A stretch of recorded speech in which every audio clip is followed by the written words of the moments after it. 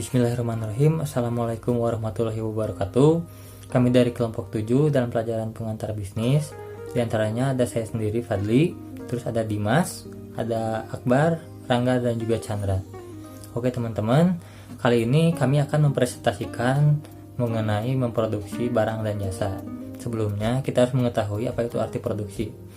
Nah, arti produksi yaitu kegiatan yang menghasilkan suatu barang atau jasa. Dibedakan atas pertama, memproduksi barang.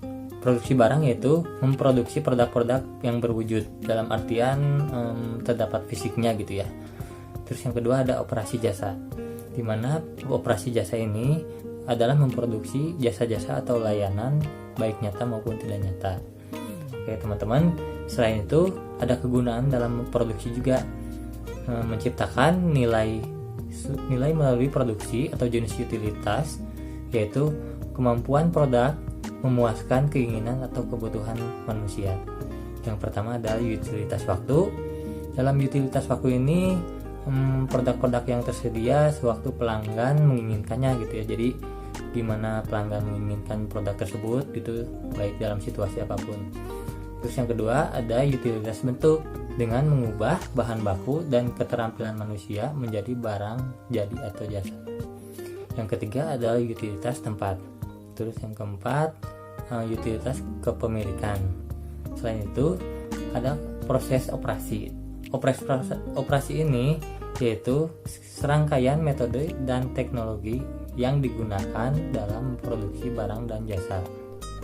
Proses fabrikasi barang. Proses analitis yaitu proses produksi yang menguraikan sumber daya menjadi komponen untuk menciptakan produk-produk jadi. Proses sintesis yaitu proses produksi yang mengkombinasikan sumber daya untuk memproduksi barang jadi. Proses jasa, tingkat kontak dengan pelanggan. Tingkat kontak tinggi, tingkat kontak antara penyedia jasa dengan pelanggan itu yang menjadi bagian dari sistem sama penyampaian jasa. Tingkat kontak rendah, tingkat kontak antara penyedia jasa dengan pelanggan tersebut tidak perlu menjadi bagian dari sistem jika ingin menerima jasa.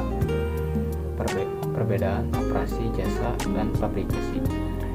Fokus pada kinerja, fabrikasi memproduksi barang, jasa melaksanakan pelayanan, fokus pada karakteristik proses, fabrikasi berfokus pada hasil akhir proses produksi, jasa sifat tak berwujud, sifat dapat disesuaikan, sifat tidak dapat disimpan, fokus pada hubungan pelanggan, fokus pada pertimbangan kualitas pelayanan.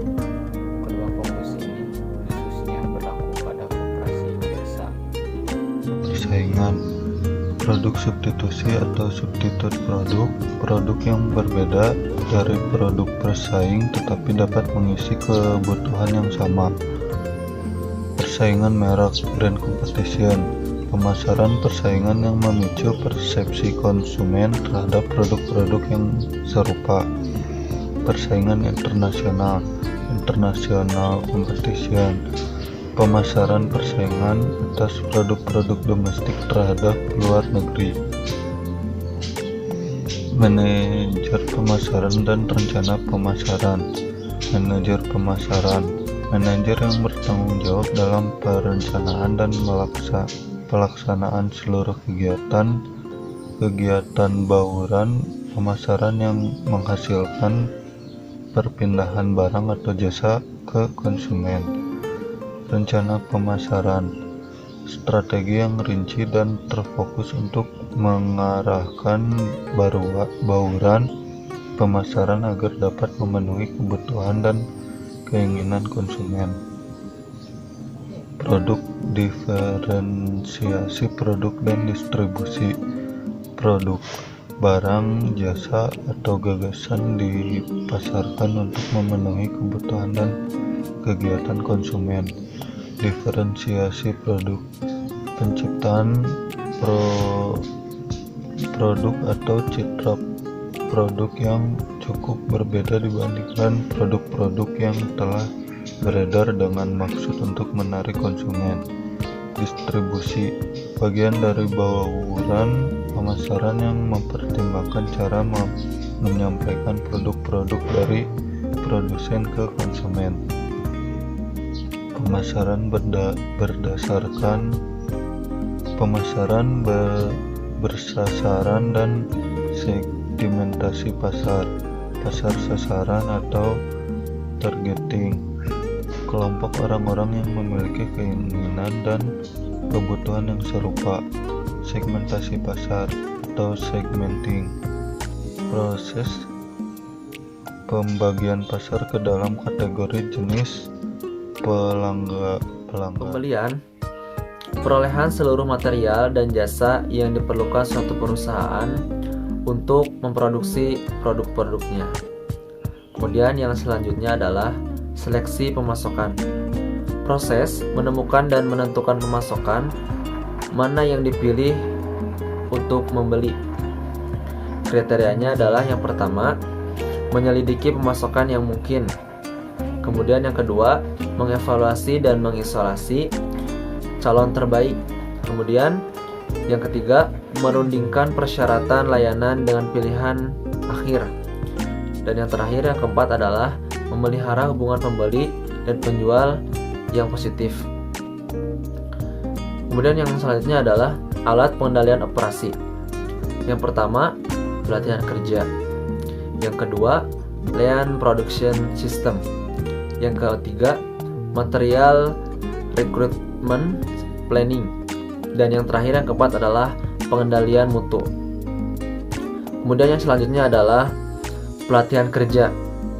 Pelatihan kerja di sini melatih para pekerja sehingga menjadi pekerja yang mahir, handal, dan profesional di bidang tertentu.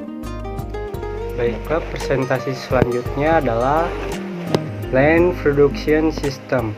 Sistem produksi yang dirancang untuk arus produksi yang mulus, yang mencegah inefisiensi, menghilangkan inventory yang tak perlu dan terus memperbaiki proses produksi.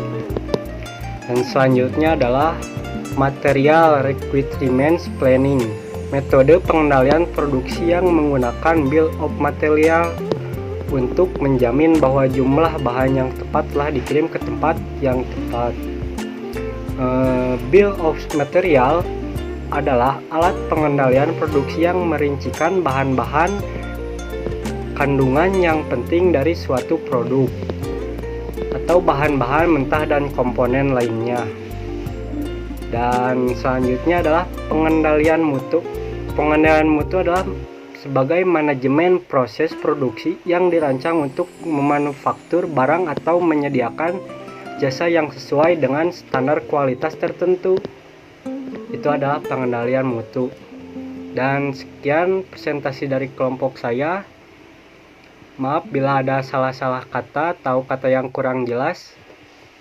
Assalamualaikum warahmatullahi wabarakatuh.